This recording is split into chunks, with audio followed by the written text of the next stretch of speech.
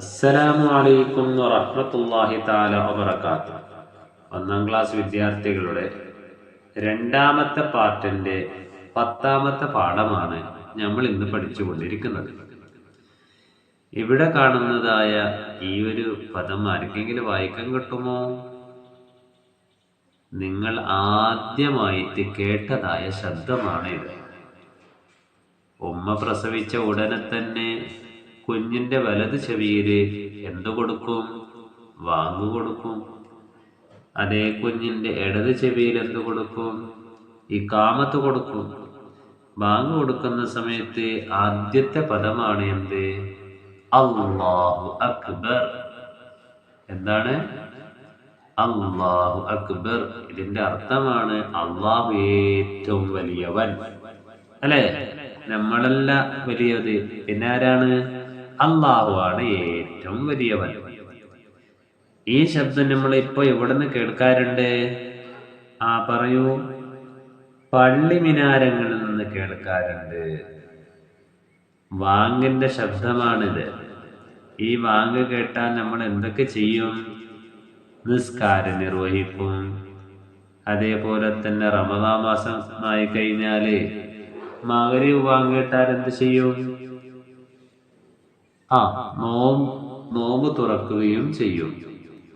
അങ്ങനെ റമദാൻ മാസം എത്തിക്കഴിഞ്ഞാൽ നമ്മൾക്ക് ഭയങ്കര സന്തോഷല്ലേ? എന്തെല്ലാം ഐറ്റംസ് പലഹാരങ്ങളാണ് ഉണ്ടാക്കി തരുന്നത് ഉമ്മ.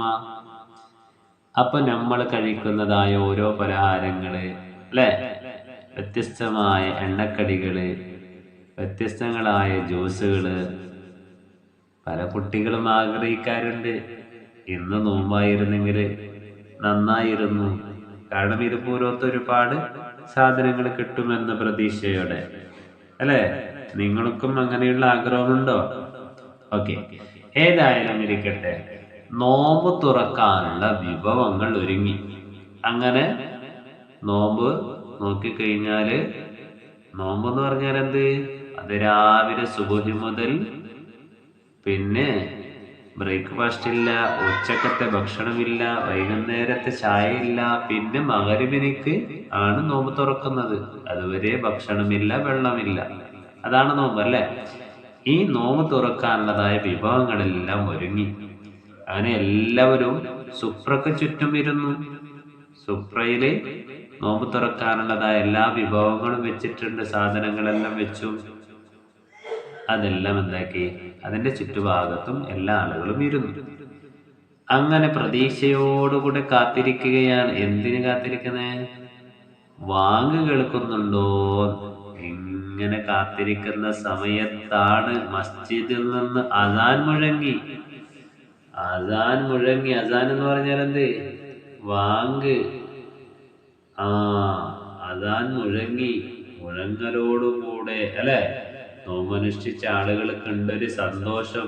അത് പറഞ്ഞ് പിന്നെ തരാൻ പറ്റൂല, എത്രത്തോളതായ സന്തോഷാണ്. അപ്പൊ ആ ബാങ്ക് കേട്ട ഉടനെ തന്നെ എന്താക്കുന്നുണ്ട്?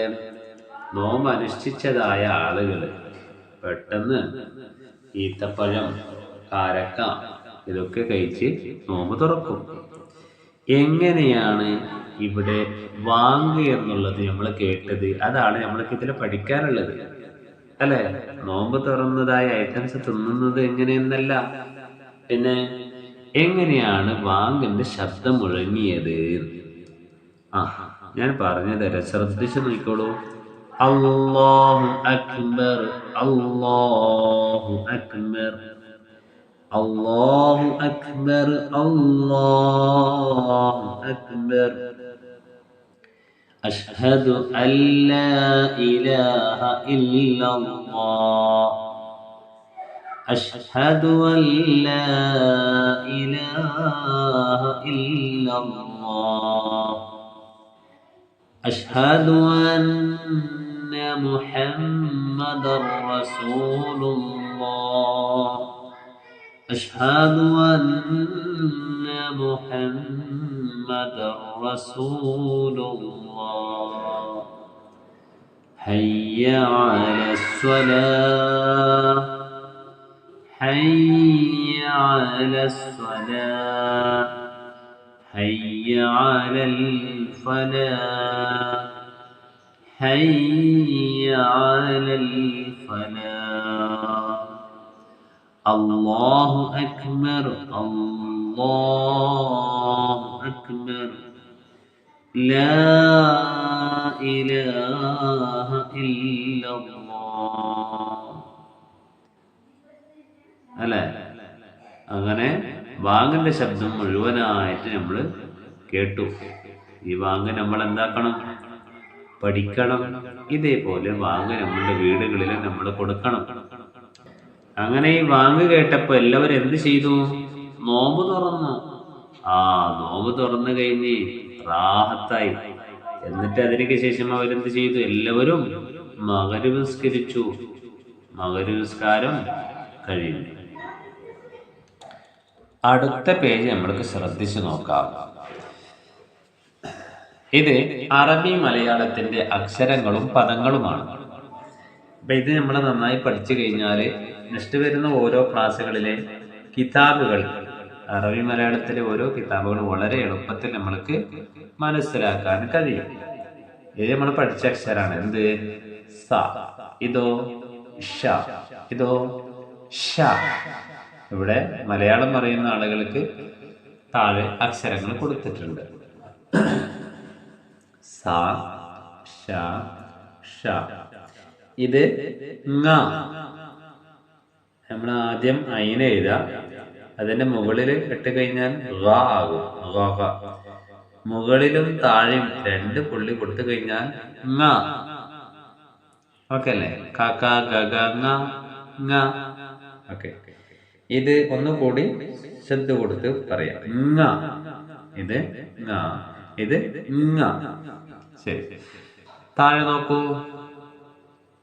ഞ, ങ, ള് ഞങ്ങൾ. ച, ങ, ദി ചങ്ങാതി. ഉറങ്ങി ഉറങ്ങി. മ, ഞ, ള് മഞ്ഞൾ. തെങ്ങ് തെങ്ങ്. കശുമാവ് കശുമാവ്. ശരീരം ശരീരം. ശുദ്ധി ശുദ്ധി. പശു പശു. ശിശു ശിശു. മഷി മഷി. ദോഷം ദോഷം. ഇഷ്ടം ഇഷ്ടം. രാഷ്ട്രം രാഷ്ട്രം രാഷ്ട്രം. കഷായം കഷായം. ഓക്കെ അല്ലേ? നമ്മൾ കൂടുതൽ സമയം വായിക്കുക. അറബി മലയാളത്തിന്റെ ഓരോ പദങ്ങളാണ്. പൂരിപ്പിക്കുക. നോമ്പ് ഡാഷ് വിഭവങ്ങൾ ഒരുങ്ങി. മസ്ജിദിൽ നിന്ന് ഡാഷ് മുഴങ്ങി. അഷ്ഹദു അല്ലാ ഇലാഹ ഡാഷ് അല്ലാഹ്. അഷ്ഹദു അന്ന ഡാഷ് റസൂലുള്ളാഹ്. ഹയ്യ ഡാഷ് സ്വലാഹ്. ഇതിനൊക്കെല്ലാം ആൻസറുകൾ നമ്മൾ നോക്കിയിട്ട് ഫില്ലപ്പ് ചെയ്യണം. ആൻസറുകൾ വളരെ എളുപ്പമാണ്. നോമ്പ് തുറക്കാനുള്ള ഏതാണ് ഇവിടെ? മസ്ജിദിൽ നിന്ന് എന്താണ് മുഴങ്ങിയത്? അസാൻ. ഇവിടുത്തെ ആൻസറാണ് അസാൻ. അഷ്ഹദു അല്ലാ ഇലാഹ ഇല്ല ഇല്ല. അല്ലാഹ് ഇവിടെ ഉണ്ട്. ഇല്ലല്ലാഹ്. ഇവിടെ ഇല്ലാന്ന് മാത്രമേ എഴുതി കൊടുത്താൽ മതി. അഷ്ഹദു അന്ന മുഹമ്മദൻ. ഇവിടെ മുഹമ്മദൻ എഴുതി കൊടുക്കണം. ഹയ്യ അല അല അല സ്വല. ഹയ്യ അല സ്വല. അലാന്ന് മാത്രം എഴുതി കൊടുത്താൽ മതി. ഓക്കെ അല്ലേ?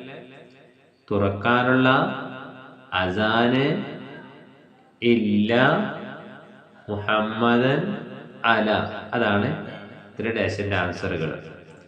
അപ്പോൾ നമ്മുടെ ക്ലാസ്സിലും വീടുകളിൽ എന്താ ചെയ്യണം? നമ്മള് അസാൻ വാങ്ക് നല്ല രീതിയിൽ കൊടുക്കണം. അല്ലാഹു തആല തൗഫീഖ് നൽകട്ടെ. ദുആ വസിയത്തോടെ അസ്സലാമു അലൈക്കും വറഹ്മത്തുള്ളാഹി.